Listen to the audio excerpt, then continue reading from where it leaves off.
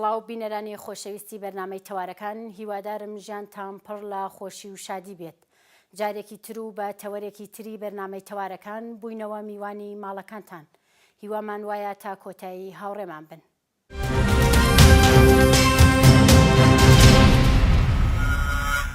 ئێستاش بەیەکەوە گوێبیستی هەواڵەکانی چەند ڕۆژی ڕابردووی تایبەت بە ژنان دەبین و دەگەڕێنەوە لاتان.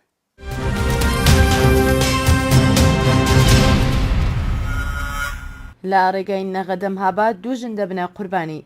لە ئەنجامی ڕووداوێکی هاتوچۆ لە ڕێگەی نەغەدەم هاباد چەند کەس بوونە قوربانی. بەپێی هەواڵی شنۆباز سەر لە بەیانی شەممە سێجۆ زەردان لە ئەنجامی پێکدادانی نێوان دوو ماشین لە جۆری پراید و وانێت لەسەر ڕێگەی نەغەدەم هاباد دوو ژنی خەڵکی ئاوایی سۆڤیان نیشنۆ بە ناوەکانی ئەسمەر ئازەڕەخش و زەڕین ئەفشین گیانیان نەدەستداوە و سێ کەسی دیکەش بریندار بوون. جێگای ئاماژەیە کە بریندارەکان دەست بەجێ بۆ نەخۆشخانەی شاری نەغەدا گواستراونەتەوە.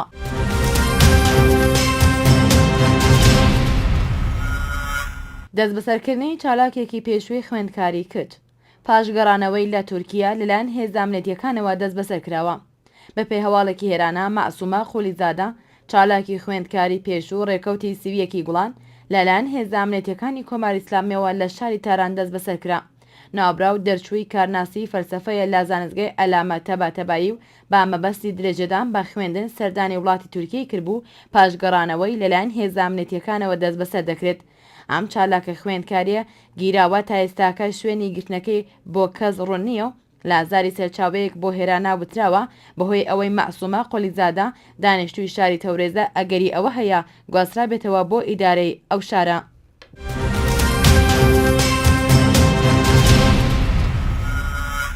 ڕێژەی توشبووان بە مادە هۆشبەرە جیاوازەکان لە پارێزگای سناڕوو لە هەڵکشانە. لەگەڵ ئەوەی چەندین ناوەند و بنکەی مادە هۆشبەرەکان بە شێوەی خۆڕسک لە کوردستان بوونی هەیە، ڕادەی توشبووان بە مادە هۆشبەرەکان ڕوو لە هەڵکشانە و ئەمەش بۆتە جێگەی نیگەرانی خەڵکی کوردستان. عەبدولمحەممەد زاهیدی لە کۆبوونەوەی شورای بەرەنگاربوونەوە لەگەڵ مادە هۆشبەرەکانی پارێزگای سنە دەڵێت کەڵک وەرگرتنی خەڵکیان پارێزگایە لە مادە سەنعەتیەکان زۆر زیادی کردو. کەڵک وەرگرتن لەو مادەیە مەترسێکی گەورەیە بۆ سەر کۆمەڵگا. ناوبراو وێڕای ئاماژە بەوەی لا پارێزگای سنەدا لە نێوان 19 تا 21 هزار کەس توشبووی مادەی هۆشبەر بوونیان هەیە ڕای گەیاندووە. شارەکانی وەک سەقز، قوربە، بێجار و کامیاران زۆرترین توشبووی مادە هۆشبەرەکانیان لە ئاستی پارێزگای سنەدا هەیە. هەروەها لە درێژەدا زیادی کرد 35% توشبووان لە پارێزگای سنە تریاک، 35% دیکەیان شیشە، 14% توشبووان حەشیش دەکێشن و 13% دیکەیان هێرۆئین بەکاردێنن.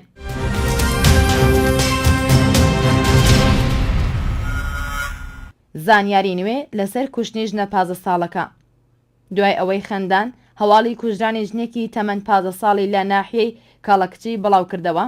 بە پێی زانێرەکان ئەو پیاوە تەمەنی 45 ساڵ بووە و خاوەنی ژنێکی دیکەیە و 6 منداڵی هەیە. دوای بڕینی چەند ئەندامێکی هەستیاری جەستەی دەستدرێژی گولەی لێکردو و کوشتویەتی. نەقیب بریندار حەمید بەڕێوەبەری ڕاگەیاندن لە بەڕێوەبەرایەتی پۆلیسی پارێزگای دەهۆک بە خەندانی ڕاگەیاندووە دوای ئاگادارکردنەوەی بنکەی پۆلیسی کەڵەکچی لە بوونی تەرمیژنێک لە کۆڵانێکی ئەو ناحیەیە دەست بەجێ هێزامنیەکان گەیشتونەتە شوێنی ڕووداوەکە و پڕاوی یاساییان بۆ ڕووداوەکە کردوێتەوە. نەقیب بریندار حەمید ڕوونشی کردەوە ئەو ژنە لەلایەن مێردەکەیەوە کوژراوە و بۆ پێی پیاوەکەی لە ئێستادا دیار نییە ئەوەشی خستە ڕوو لەلایەن دادوەری لێکۆڵینەوە دۆسیەی لەسەر کراوەتەوە بە پێی مادەی 406. بە پێی زانیاریەکان لە سەرچاوەیەکی ناحیەکەوە دەستکەوتووە پێشتر کێشە لە نێوان ژنی یەکەمی ئەو پیاوە و ژنە 15 ساڵەکاندا دروست بووە. دوای هاتنەوەی پیاوەکەی بۆ ماڵەوە و زانینی کێشەکە یەکسەر هێرش دەکاتە سەر ژنە 15 ساڵەکە و لێ دەدات. ئەو سەرچاوەیە وتیشی ئەو ژنا بە شێوەیەکی نامرۆڤانە ئەشکەنجە دراوە و بە دوای ئۆتۆمبیلدا ڕاکێشراوە. پاشان چەند پارچەیەکی لە لەشی ژنەکەی بازیندویی بە چەخۆلێ کردوێتەوە و سنگ و ناوچە هەستیارەکانی تری جەستەی دواتر دەدرێتە بەر دەستدرێژی گولە و دەکوژرێت.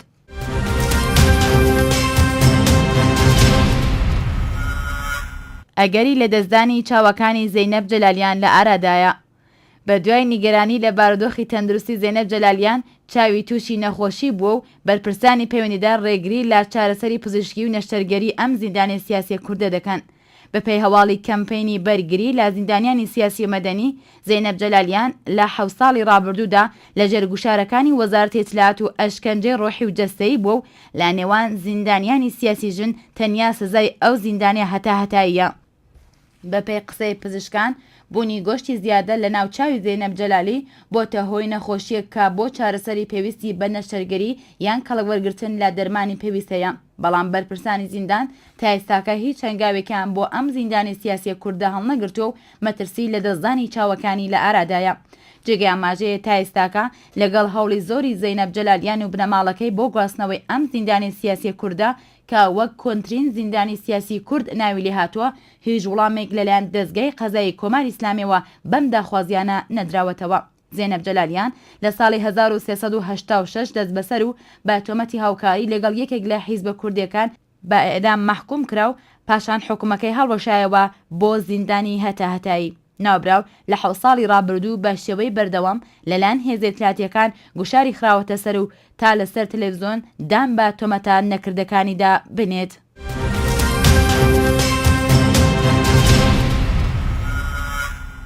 کوشتنی ژنان بە هۆکاری جۆراوجۆر لە کۆمەڵگای کوردەواریدا و زۆربەی کۆمەلگا ڕۆژهەڵاتی و ئیسلامیەکان یەکێک لەو دیاردانەیە کە بەداخەوە بەردەوام دووبارە دەبێتەوە. هەرچەند ئەم دیاردەیە تایبەت نییە بە کۆمەلگای ڕۆژهەڵاتی ناوەڕاستیان کۆمەلگای ئیسلامی، بەڵام لە ئێستادا و لە کۆمەلگای ئیسلامیەکاندا زۆر زەقتر و بەرچاوترە. لە حوتوی ڕابردوودا چەند هەواڵی دڵتەزێن لەسەر کوشتنی کچان و ژنان لە کوردستان بڵاو بووە. لەسەرجەم ئەو هەواڵانەدا کە بڵاو بوونەوە بکوژ کەسانی نزیکی ئەو کچ و ژنانن، یان هاوسەر یان باوک و برا و خزمی نزیکی ئەو کچ و ژنانن. بە زۆریش لەلایەن نەریت و ڕوویەکی ئاینیەوە ئەم کارەیان مەشروعیەتی پێدەدرێت. زۆربەی جاریش یاسا بە شێوەیەک بێدەنگی لێ دەکات، یان ئەوەیە بەو شێوەیەی شیاوە کە ئەبێ یاسا هەڵوێز بگرێت نایگرێت. لە بەرنامەی ئەم حوتویەماندا دەمانهەوێت بپڕژەینە سەر لایەنە جۆراوجۆرەکانی کوشتنی ژنان و هەڵوێستی یاسا بەرامبەر بە بکوژان و ئەرکی چالاکانی کۆمەڵایەتی و سیاسی بەرامبەر بەم دیاردەیە.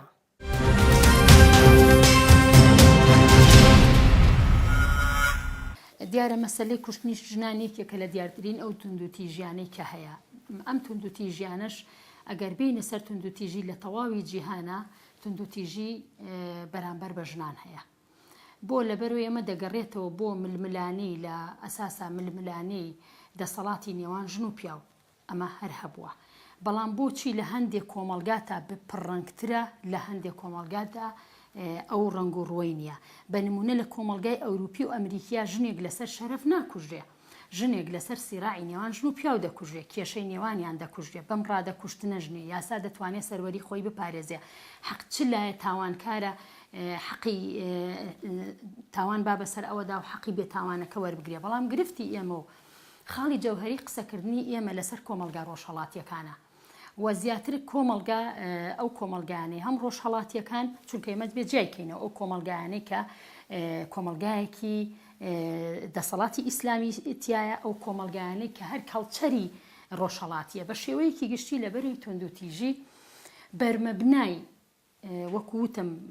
سەپاندنی قودرەتە و ململانی نێوان دەسەڵاتە، ئەمە بە شێوەیەکی سەراپاگیر هەیە.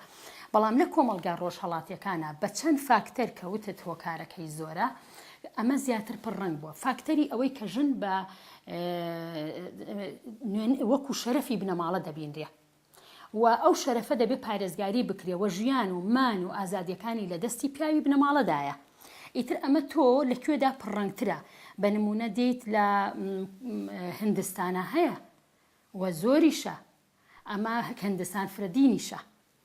وە کەڵچەری پیا و سالاریش تایە زاڵە لە بەروینی توانی و حرەکەتێکی مەدەنی بنەمایەکی شارستانیەت و مەدەنیەت ڕیشت بکێشێ کەواتە ژن هەتا ئێستا بە شەرەفی بنەماڵە ئەبینرێ. بەڵام کە بێتە سەر ناو ئێران سەیرەکەی دوونەوە کوشتن هەیە لە ناو ئێرانە،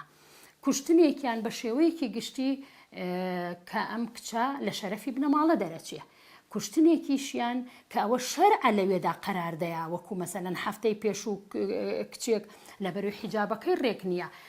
گرتویانە ئێلەوە باوکی هەست بە تەوهینێکە کە ئەم کچەی گیراوی تر چی ڕوویاوە چ گوزرا بردێتەوە سەری بڕیوە یعنی یاخود لە پاکستانە زۆر جار ئەوە مەجلیسی فتوا و شەرعەکە کە قەرارەدا اینجا ئەگەر بینە سەر باشووری کوردستان سیرەکەین لە باشووری کوردستانە نەرید بە پشتبەستن بە بنەما ئاینیەکان قەرارێکی زۆر دەدالەوەی دەورێکی زۆری هەیە لەوەی کە ئەو ژنە بکوژرێ یا نەکوژیا شەرەفی بنەماڵەیە لێرە لەوانەیە زۆر لە پیاوانی ئاینی بۆمان بێنە سەر خەت بڵێ نا دین نەیوتووە کە ژن بکوژرێ بەڵام تۆ سیر ئەەکەی هەموو ئەو تاوانانەی بەرامبەر بە ژن ئەکرێ ئەگەر لە نەریتەوە هاتۆ دین بۆ بە سەنەدێکی شەرعی بووی یعنی بە نموناگەر من لە پرسیارەکەی جەنابتان دەرنەچم تۆ دنیا تەمەنێکی مناڵی هەیە دەیدەی بەشوو لەوێ دەیکوژیت چ پێویستە ئێستا ئێمە ئەم هەڵایی دەنگەکەمان هەڵبڕیوە لەسەری ئەبووە لەسەر کوشتنە ڕۆحیەکەی قسەمان کردایە کە بە شودانی ئەوە بە تەمەنێکی مناڵ ئێستا بە فیزیکی کوژراوە و پارچە پارچە کراوە کەواتە ئەبێ ئێمە کە قسە لەسەر کوشتنەکەین لە کۆمەلگایەکە و بۆ کۆمەلگایەکی تر فەرقی بەڵام بە شێوەیەکی تر لە کۆمەلگا ڕۆژهەڵاتیەکانە ئیتر سنووری ئینسانیەتی تێپەڕانەوە بەو بەڵگانەی کە یەکەم لەم کۆمەلگایانەدا نەزعی پیا و سالاری زۆر باڵایە و تەنها شتێکە بتوانێت ئەم نەزعەیە کۆنتترۆل بکە و مافەکانی ئینسان بخات هەریەک هەز مافی خۆی دیاری کراوە بێ یاسایە لەم وڵاتانەدا پێش ئەوەی یاسا سەروەر بێت مەجلیسی عەشایر سەروەرە و قسەی دیوەخانەکان سەروەرە و سازش و سازشکاری لەسەر مافی ئینسانەکانە کرێ کەواتە ئەوە یاسایە نەیتوانیوە کە ئەم ناحەقیانە ڕەت بکاتەوە و مافی ئینسانەکان بسەلمێنێت.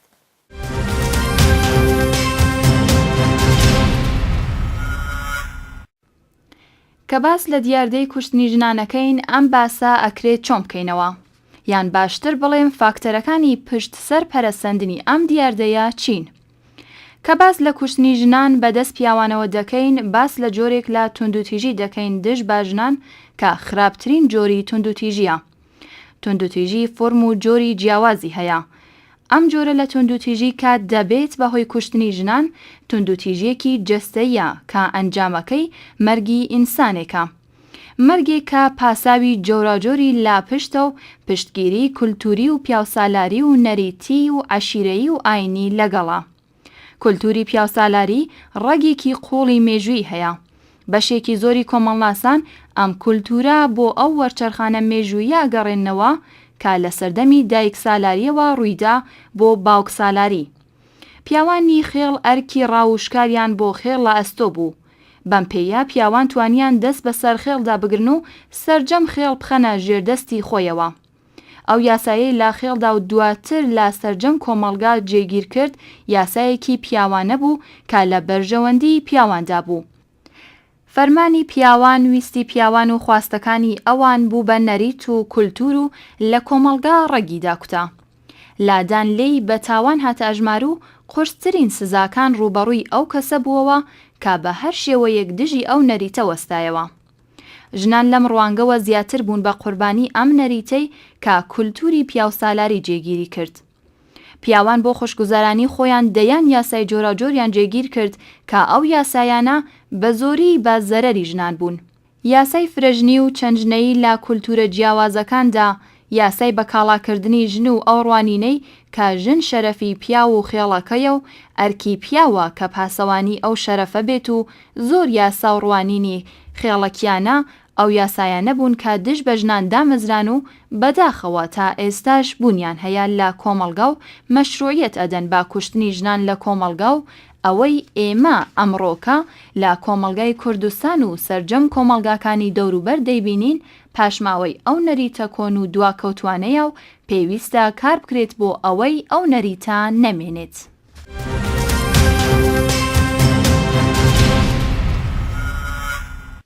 چالاکانی ڕۆشنبیری و سیاسی ئەگەر بەشێک بن لە چینە پێشەنگەکانی کۆمەڵگا بەرامبەر بە دیاردەی ناشرینی وەک دیاردەی کوشتنی ژنان لە کۆمەڵگا بە دڵنیاییەوە ئەرکیان لەسرە لەسەرجەم کۆمەڵگاکان چالاکانی ڕۆشنبیری و سیاسی چینێک بوون کە هەڵگیرسێنەری شۆڕشی کولتوری و سیاسی بوون دژ بە دۆخی هەبوو لە میوانی بەرنامە دەربارەی دەور و نەخشی چالاکانی ڕۆشنبیری و سیاسی بۆ نەهێشتنی دیاردەی کەمکردنەوەی کوشتنی ژنان دەپرسین.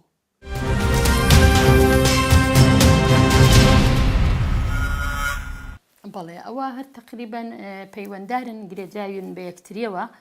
لەگەڵ پرسیاری یەکەمە زۆر یاسا دەوری هەیە، بەڵام لێرەدا ئەوە قسەی ئێمەیە. ئێستا ئێمە یاسامان دەرکردووە،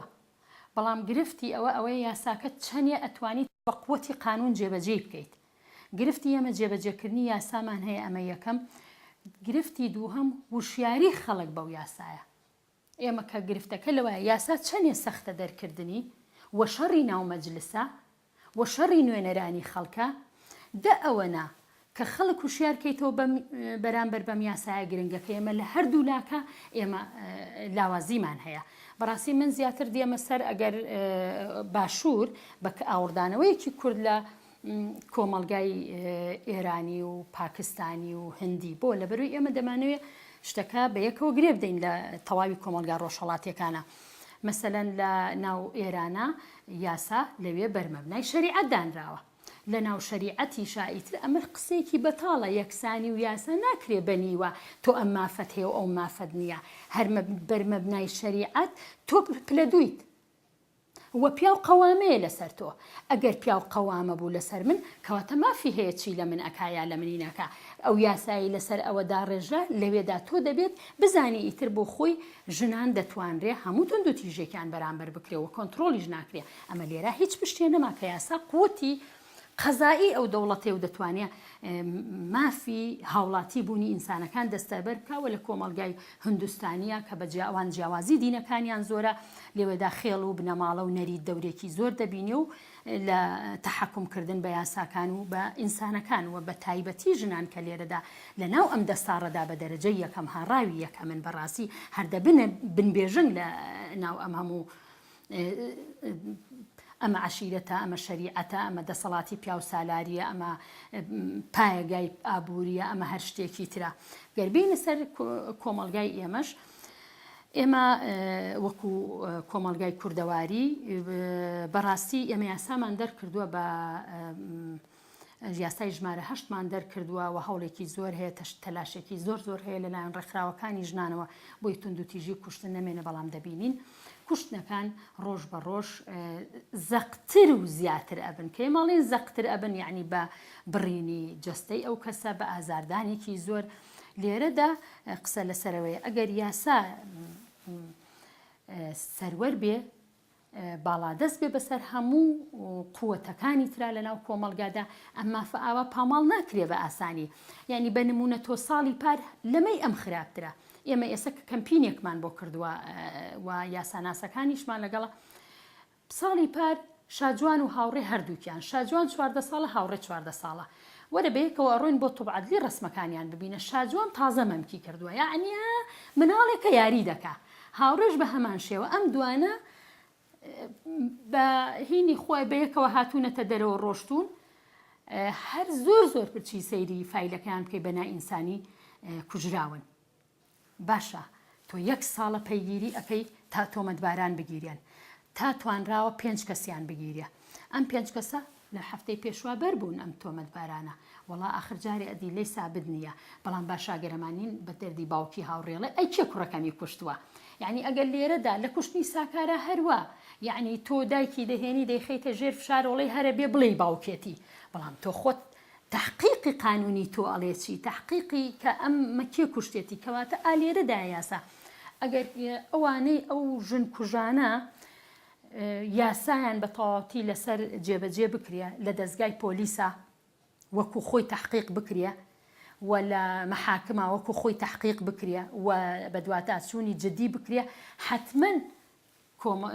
ئەم تاوانانە کەمتر دەبێتەوە، چونکە ئەوە یاسایە ژیانی تاکەکانی کۆمەلگا ڕێکەخە. ئێمە بە پێی یاسا یەکسانین لە ژن و پیا و لە بەردەم یاسادا، بەڵام کە دێتە سەر جێبەجێکردنی یاسا لەوێدا میزاجی ئەوەی کە لەسەر پەڕاوەکەیە مەحزەرەکە ئەنووسێ، ئەوەی کە لە حاکمە حکم ئەدا ئیتر لابەلای بۆ ئەدۆزیێتەوە. ئێمە بۆ خۆمان دەزانین کوڕ پیاوێک لەسەرەوەی دایکی خۆی کوژ ئیسپات هەموو شتێ ئیسپات گیرە، من بۆ خۆم ئەم پرسیارم ئاراستەی کاگنێچیر کرد و کاگنێچیرتی شتی وانە بۆ کۆبوونەوەی ڕۆژی دووەم کۆبوونەوەی ئەنجومەنی باڵای کاروبانی خانمان بۆ حەقی کاگنێچیر وەزیری عەدلی هێنایە کۆبوونەوەکەوە وتی ژن کوش بەر بووە تیوانیە وەزیری عەدل وتی ڕووناکتۆ جواب بەرەوە وتم بە وەزیری عەدلم و مافڵان کەس دایکی خۆی کوشتۆ بەیانی وەزیری کاروباری کۆمەڵایەتی تەلەفۆنی بۆ کردم وتی وەڵاوە کێشەکەی خێزانیە لە بەردەممە بزانە چۆنیان گۆڕیوە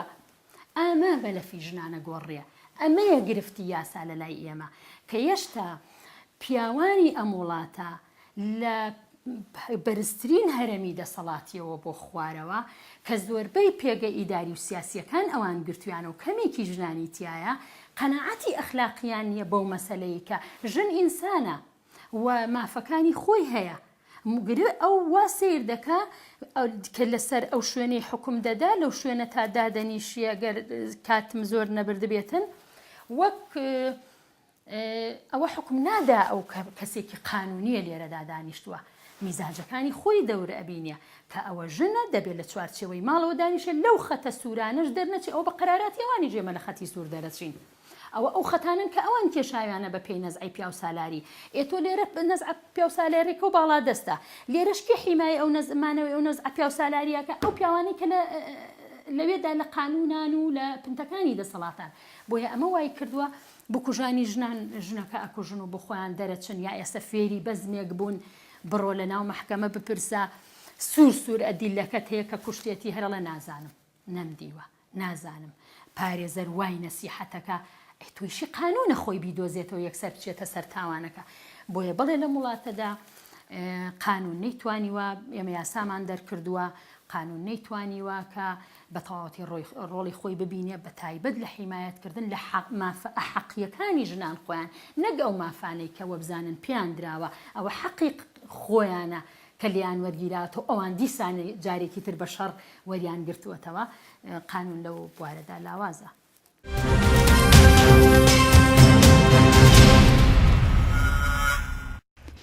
یاسا ئەتوانێت چ دەورێکی هەبێت لە نەهێشتنی دیاردەی کوشتنی ژنان؟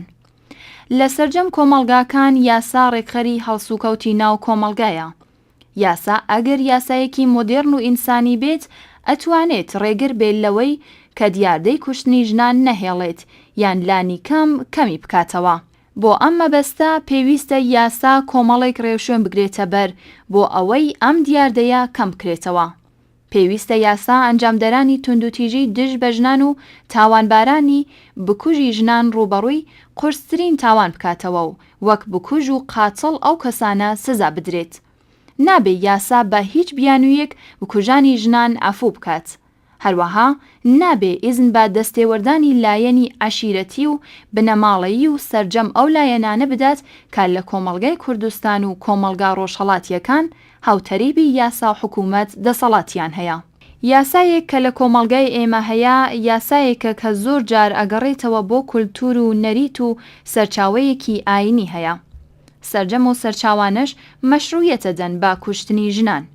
بۆیە یاسای کۆمەڵگای ئێمە کەمتر یاسایەک بێت دژی کوشتنی ژنان و بە پێچەوانەوە یاسایەکە کە بە شێوەی جیاواز ئیزن با کوشتنی ژنانەدات. زۆر کەم بکوژانی ژنانیش ڕوبەڕووی یاسا و سزای یاسایی دەبنەوە.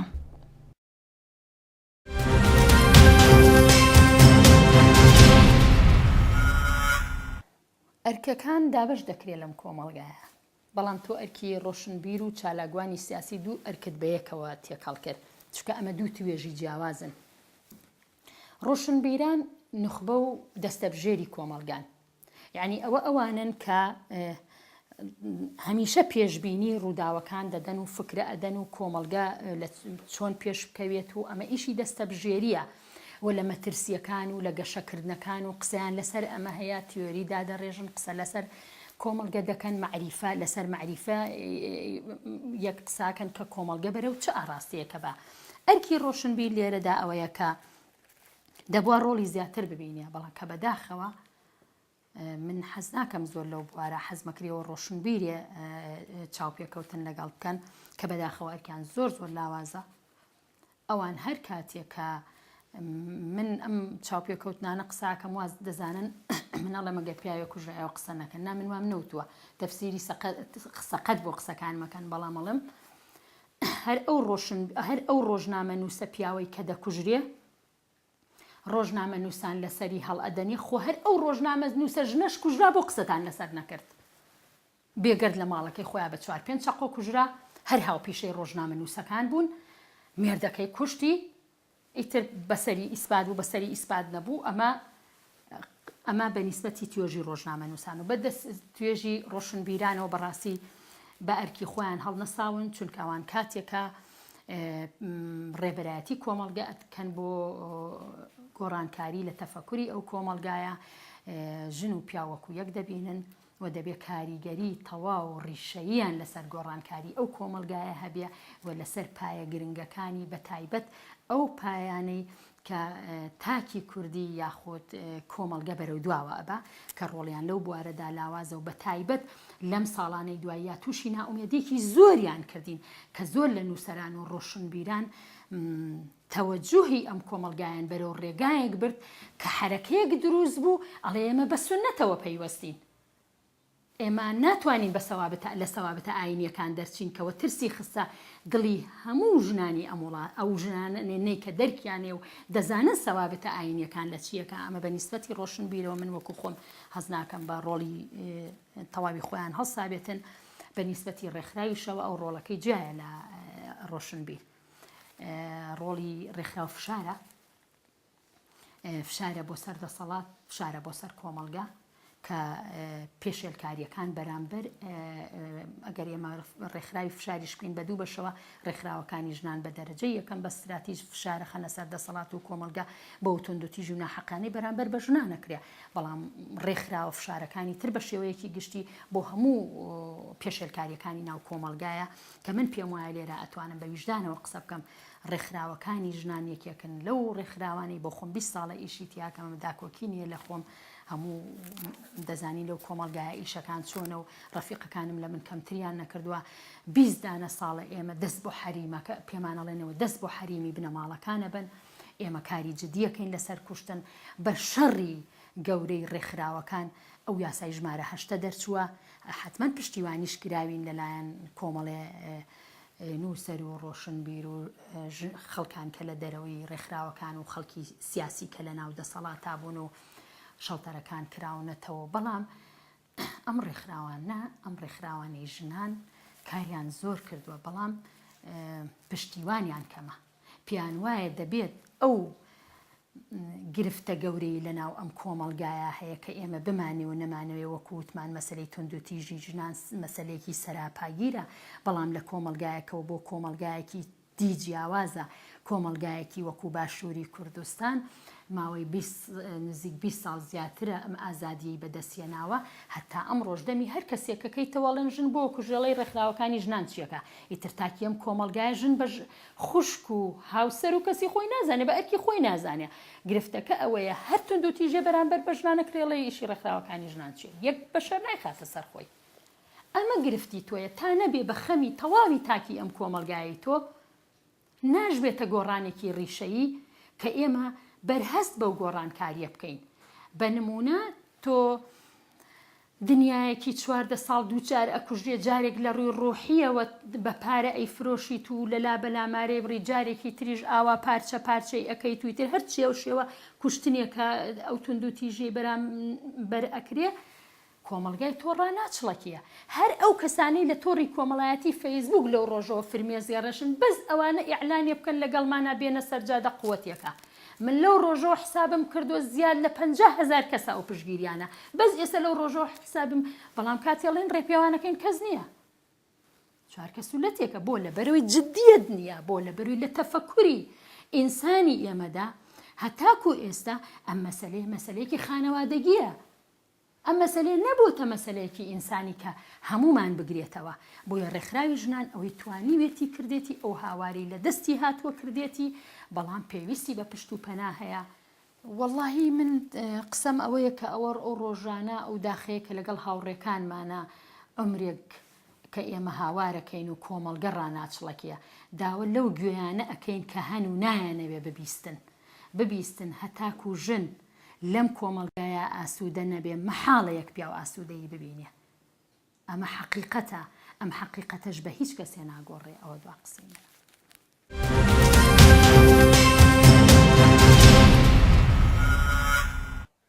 بینەرانی ئازیز ئەوەی لە بەرنامەی ئەم حوتویەدا پێشکەشتان کرا بەرنمەیەک بوو دەربارەی کوشتنی ژنان بە بیانووی شەڕەف و ناموس. هۆکارەکانی پەرەسەندنی ئەم دیاردەیە و دەوری یاسا و چینی ڕەوشنبیر و چالاکانی سیاسی و کۆمەڵایەتی بۆ نێشتنی ئەم دیاردەیە. لێرەدا ماڵاوایتان لێ دەکەین تا بەرنمەیەکی تر و حوتویەکی تر بژین بە خۆشی و شادی.